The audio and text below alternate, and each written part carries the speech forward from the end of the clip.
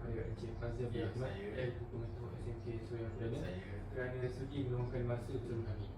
Okey, tanpa melengahkan masa, kita terus ke soalan yang pertama.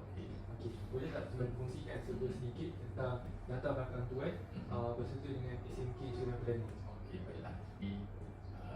Untuk diri saya, sebenarnya saya setelah menjadi seorang guru selama 33 tahun. 33 tahun, dan pengamatan saya kalau ikut betul-betul perjanjian dalam agreement saya tempoh hari sampai 60 tahun. Jadi dengan umur saya 56, ada 4 tahun lagi.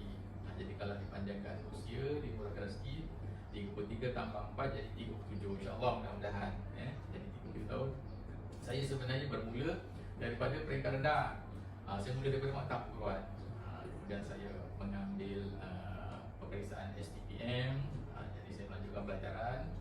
Lepas melanjutkan pelajaran, saya dihantar pergi ke sekolah menengah. Di sekolah menengah, di situ saya mulalah masuknya dari satu tingkat ke satu tingkat, bermula dengan ketua panitia, kemudian menjadi guru kanan mata pelajaran, kemudian menjadi penolong kanan kurikulum, penolong kanan halaman murid, dan dalam masa sama kemungkinanlah boleh jadi rezeki saya, dan yang saya tak dapat maksudnya saya banyak terhutang budi kepada penentu saya sendiri yang mereka menyokong apabila saya mohon untuk mendapatkan diploma kepengetuaan. Jadi bila untuk jadi pengetua, kita perlu ada satu sijil. Jadi saya mengambil sijil NPPL ni selama 6 bulan di nilai di Institut Ahmadiyah bagi nilai dekat dengan bawah tu. Jadi bila saya dah dapat diploma tersebut, saya pun ditawarkan untuk jadi pengetua. Saya pergi kepada sekolah pula. Okey, SMK Suria Perdana, masuk saya pada tahun 2000 tempoh hari telah ada 4 pengetua termasuk saya. Okey, sekolah ini dibuka pada tahun 2012 dengan pengetua yang lelaki, Tuan Haji Abdul Rashid. Dia yang membuka sekolah ini. Sekolah ini dibuka oleh kerana limpahan jumlah pelajar yang ramai di Tun Ismail dan Datuk Menteri yang hitam. Jadi perlu diwujudkan satu sekolah di sini.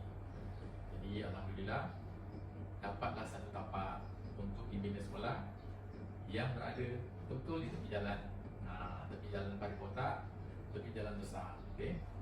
Jadi penduduk di sini, di sekitar sini akan hantar anak-anak mereka ke sekolah menengah ni.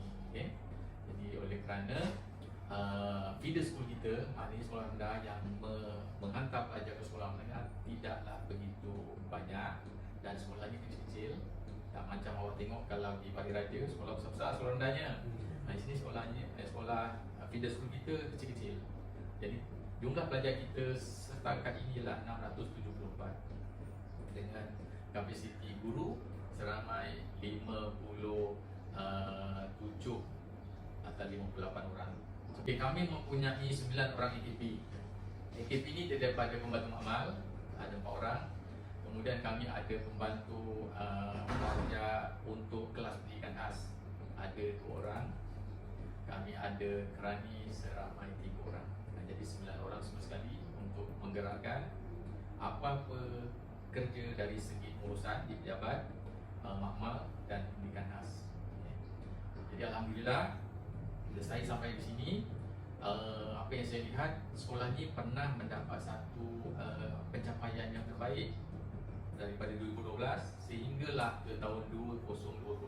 2021 belum keluar lagi Ustaz di bulan 6 insya-Allah baru keluar. Jadi sepanjang tu pada tahun 2017 tak salah saya, mana kita di sekolah ni telah mencapai satu anjakan sarjana, iaitu keputusan itu melonjak tinggi, dan pernah menerima anugerah daripada Jabatan Pendidikan Negeri Johor disebabkan oleh pencapaian. Okey, jadi seterusnya makin dia turun, dan pada tahun 2020 yang lepas kita cuba naik semula. Yang maknanya kita punya peratus dan kita punya grade purata mula meningkat. Sekolah ini semua Melayu, dari cikgu hinggalah budaknya, tak ada bangsa lain. Boleh tuan terangkan sedikit berkaitan dengan kemahiran komunikasi, serta komunikasi dalam konteks pentakbiran. Okey, baiklah, terima kasih.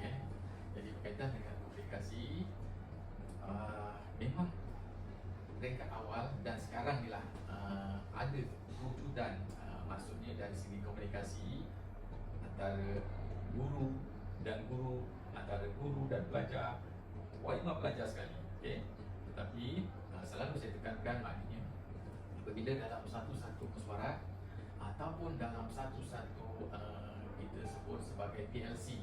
PLC ni ialah perbincangan dalam kumpulan kecil.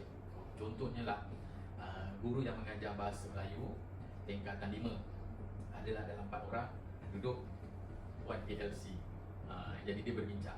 Okey, jadi gunakan saluran ini untuk dia memberitahu, untuk dia meluahkan, untuk dia berkomunikasi, dan hasil apa yang telah dibincangkan bawalah ke peringkat yang lebih tinggi, maksudnya ke peringkat kelulukanan, dan sampaikan kepada saya. Setiap minggu saya akan panggil saya punya kumpulan think tank saya. Kumpulan think tank ni maksudnya kumpulan yang kami berbincang untuk merancang apa yang akan kita laksanakan berdasarkan kita punya planning setahun. Okey, jadi kita plan setahun, setiap bulan, setiap minggu kita semak. Kita dapat kalau dapat, okey, berikan laporan. Kumpulan think tank saya terdiri daripada penolong kanan, kemudian saya punya kaunselor, saya punya guru kanan dan pelajaran. Jadi lebih kurang ada dalam 10 orang. Daripada 10 orang tu, saya hidupkan lagi satu kumpulan pentadbiran, iaitu saya dengan 3 orang penolong kanan, jadi ada 4. Okey, jadi inilah yang besar orang ni. Kemudian turun kepada lapisan yang kedua. Okey, di situ bersama saya minta semua berikan apa-apa juga laporan, apa-apa juga perancangan, bentangkan. Kita buat penyelarasan sebelum kita turunkan ke cikgu-cikgu di bawah. Maksudnya macam itulah dari segi komunikasi. Okay?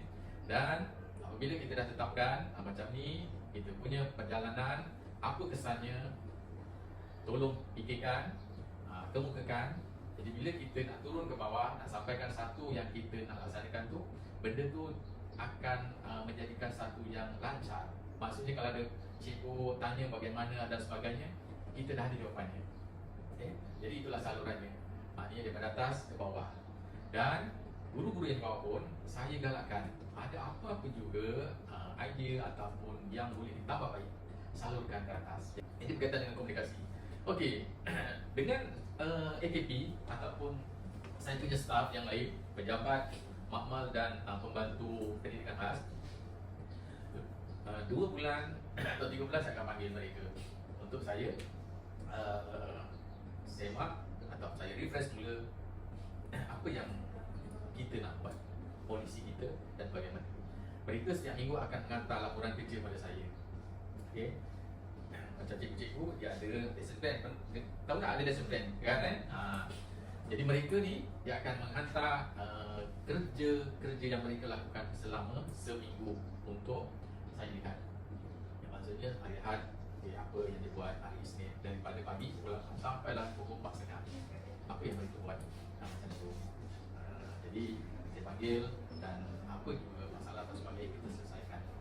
Saya pun dengan Okey, baiklah. kita cari buat komunikasi yang atasan. Okey. Dan apa dan cakap. Baiklah. Bila saja saya masuk soalan ni, saya dipanggil untuk buat dialog prestasi berkaitan dengan pencapaian SPM tahun 2020. Itu kali pertama. Sebelum ni pun saya dah jumpa lah. Jadi bagaimana caranya ialah dari segi komunikasi, kita pertama sekali apa-apa yang berkaitan dengan sekolah kita, kita kena pertahankan. Okey, pertahankan. Dan yang kedua, dalam yang sama kita kena dengar apa yang nak diperkatakan, cadangan yang diberikan pada kita, kena dengar dan kita kena blend dengan apa yang kita lakukan. Okey, maksudnya kat sini kita jangan sekali-kali, maksudnya kalau benda yang memang untuk kebaikan kita tolak ataupun kita bangkang dan sebagainya. Jadi di sini saya lihat komunikasi antara saya dengan pegawai atasan saya perlu dengar dan saya perlu rasionalkan dan saya perlu kalau baik ikut, dan kalau ada perkara yang perlu ditambah baik, tambah baik, ikut kesesuaian sekolah. Bagaimanapun kat sini segala apa arahan daripada atas itu ialah arahan, dan saya ialah orang yang perlu melaksanakan macam tu. Bila kita di jabatan, kita tak boleh kata okey tak contohnya, katalah pegawai ni cadangkan macam ni, okey insyaAllah apa kata yang saya nampak dengan keadaan sekolah saya, kita masukkan elemen ini, macam tu, bukan kita tolak. Okay? Jadi kita terima apa yang diperkatakan tu, bukan kita tolak terus. Begitu juga dengan masyarakat atau ibu bapa. Mama yang datang, maksudnya ada masalah dari segi anak mereka, dari segi contoh tidak masuk setuju dengan polisi sekolah. Okay? Jadi apa yang saya minta, pertama sekali datang ke sekolah.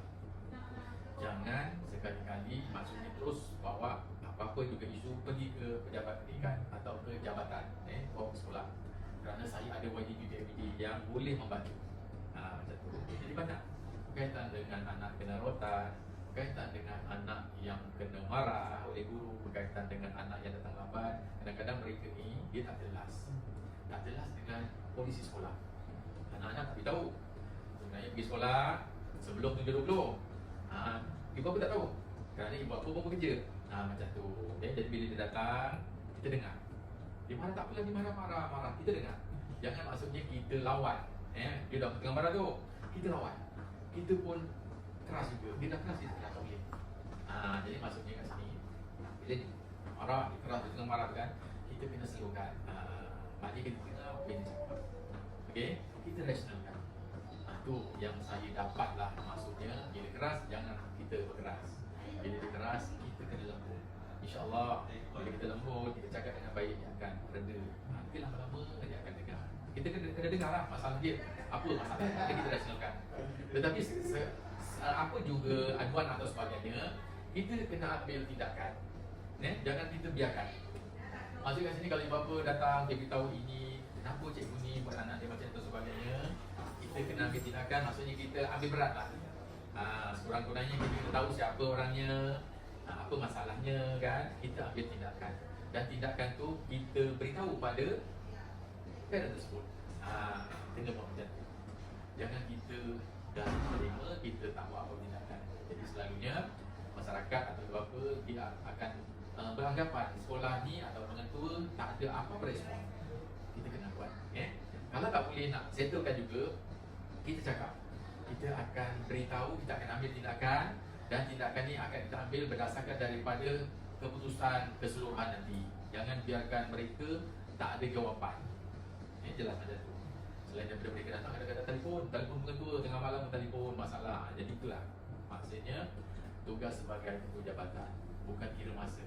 Kadang-kadang Pak Isyam pun mak bapak telefon, kenapa cikgu, anak saya ni kerja rumah ni banyak sangat ni, macam tu kan. Jadi kita kena rasionalkan. Jangan kita cakap okey, memang macam ni, jangan. Jadi kita beritahu, insyaAllah nanti saya jumpa cikgu bagaimana kan.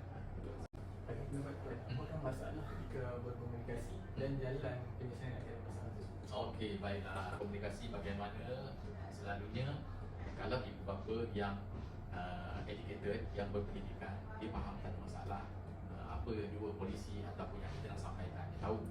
Tapi orang-orang yang maksudnya yang bekerja sebagai biasa, pencekilan ataupun tukang kebun, kat situ kadang-kadang akan berlaku sedikit masalah komunikasi. Kita tak jelas. Katalah saya ambil contoh, setiap tahun apabila sahaja pelajar di sekolah, pelajar ni dia perlu membeli barang keperluan operasi tol. Jadi dari situ kadang-kadang akan berlaku komunikasi, maksudnya tak jelas, yang sebenarnya item-item ini tak perlu beli pun tak apa. Ataupun item-item yang dalam borang pembelian buku tu dikecualikan untuk mereka yang tak mampu. Ataupun kalau ada sebarang masalah, boleh pergi ke sekolah, jumpa dengan cikgu koperasi ataupun jumpa dengan pengetua. Kat situ maksudnya dari segi komunikasi tak jelas. Tapi apabila mereka datang ataupun apabila mereka telefon dapat penjelasan, benda tu tak ada masalah. Itu dari segi kita kena sesuaikan dengan keadaan persekitaran kita.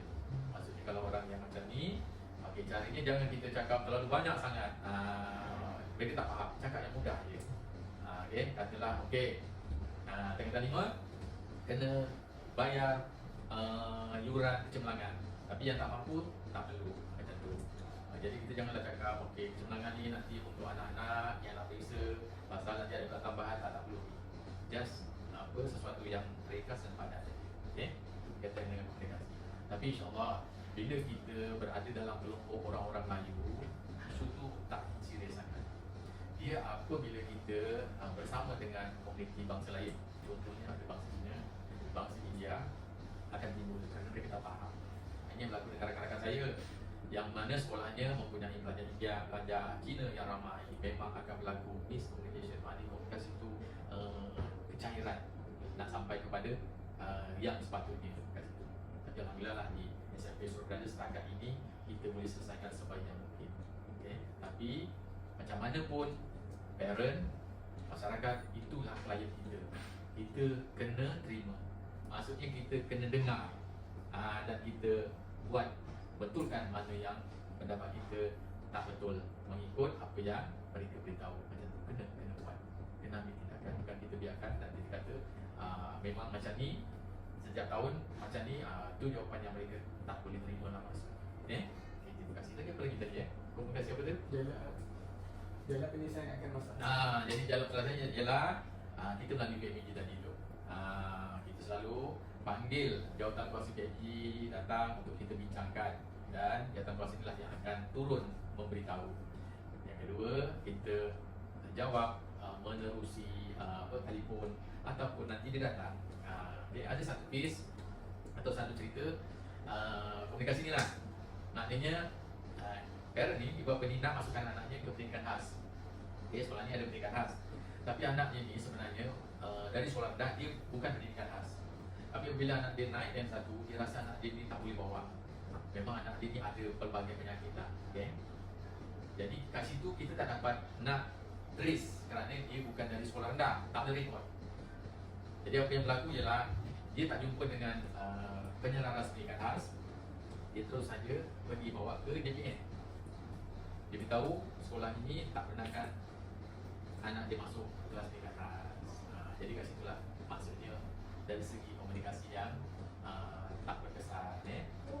Jadi apabila berlaku dan kami pun dapat saja maklumat daripada Jabatan Pendidikan Negeri Johor kaitan dengan cerita ini, kami kena pasti mana budaknya, panggil mak bapaknya.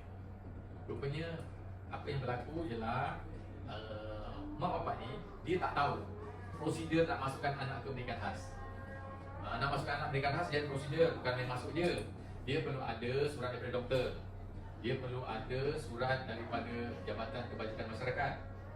Dan dengan besar sekali dia bawa ke PPD. Okay. Bagaimanakah cara Tuan dan cabaran dan hadapi oleh Tuan untuk berkomunikasi selaras dengan teknologi terkini? Okey, baiklah. Jadi tadi berkaitan dengan teknologi maklumat dan segi komunikasi, memang masa pandemik hari itu memang breakdown. Memang kita tak dapat, kita tak boleh nak capai atau sebagainya, masalah. Okay, nak jumpa cikgu pun tak boleh. Jadi dari segi itulah kita buat GM, kita buat sidang video atau sebagainya lah. Lepas tu kita bantu memudahkan supaya cikgu ni nak mengisi data tu ada tempat yang mudah. Dia buka je kita punya dashboard, semua ada di situ. Maknanya dari segi markah, dari segi data pelajar, semua kat situ. Jadi kita kena bangunkan. Okay? Okay. So, menjawab ke soalan awak tadi? Terima kasih. Okay, ada lain? Silakan. Sekian saja banyak ada dari kami. Okey. Kami mengucapkan ribuan terima kasih kepada atas kerjasama daripada pihak SMP Suruh Okay. dan ribuan terima kasih kepada pihak Tuan kerana sudi luangkan masa untuk sesi wawancara ini. Kami harap SMP Suruh tidak sulit untuk berurusan lagi dengan pihak UTHM untuk selepas ini. InsyaAllah mudah-mudahan macam